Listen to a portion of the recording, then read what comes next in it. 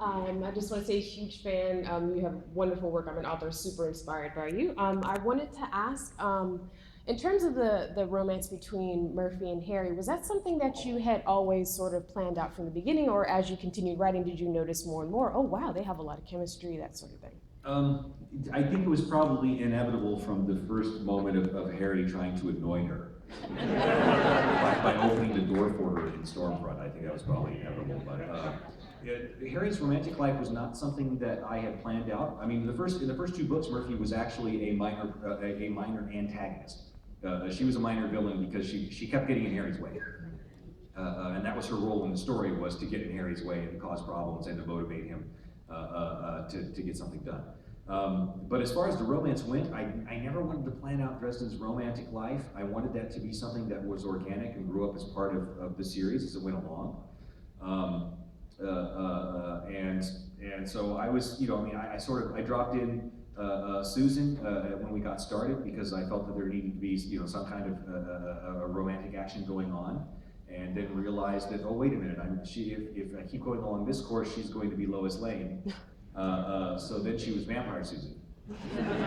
Plus that kicked off a whole lot of action, and that was a much better way to start a war than what I originally had planned, which was, basically it was just a fist fight, and then that was going to start the war. It's like, oh no, starting it over a girl, that's much better.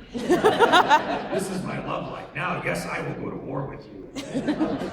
That worked much better, but I didn't really plan it. I wanted the characters to grow into whatever was going to happen. And, I didn't realize that Susan was going to die awfully until I was writing it. And then I'm like, oh my God, she's not going to live through this. Wow, and considering what I'm going to do at the end of the book, people are going to be so mad at me. Yeah. I threw the book. I literally threw it against the wall. You threw the book? I threw the book against the wall.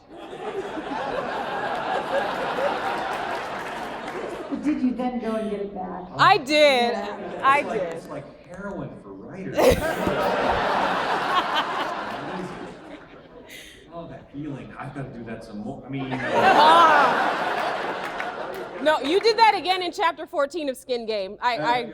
Yeah. I wrote chapter 14 of Skin Game and sent it to my beta readers, and their response was nothing but a bunch of GIFs of people flipping tables. That's what I mean. It's just, there was like 70 or 80 GIFs of people flipping tables that came back as the feedback on chapter 14. And I'm like, okay, I'm going to take that into consideration. And so I edited it a bit so that when the book came out, it was even worse. And they were just like, I can't believe you made it worse. I thought for a minute you were going to back off, and then it was worse. And I'm like, you're welcome. I love you. Yeah, that's one of the things you love doing as a writer, is you like writing the things that you know your audience will react to and will be into and love.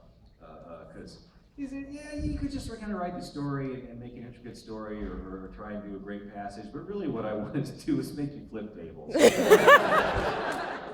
Well, you do that very well. Thank you, sir.